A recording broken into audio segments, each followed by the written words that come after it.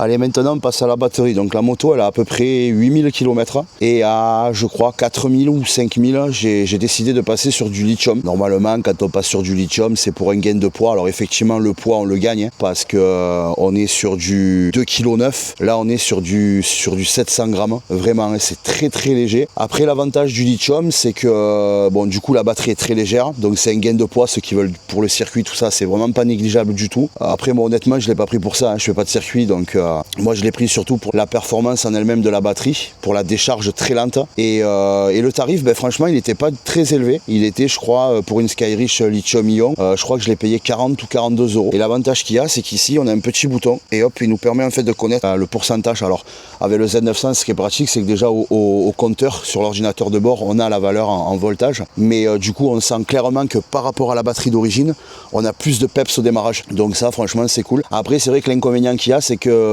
si vous achetez une batterie au lithium, faut surtout pas la laisser se décharger à fond parce que moi ça m'est déjà arrivé une fois avec une alarme qui pompait même quand la moto elle bougeait pas et en fait la batterie elle était tellement déchargée à 100% que même avec le chargeur intelligent Skyreach j'ai pas réussi à la faire partir. Il a fallu que je la ponte du coup avec la batterie d'origine pour lui faire comme un électrochoc tout simplement. Ça lui a permis de sortir en fait de sa zone de morte en fait pour pouvoir être rechargé correctement. Mais sinon franchement si vous avez l'occasion d'installer du lithium, moi je vous conseille vraiment les Skyreach, c'est vraiment le top.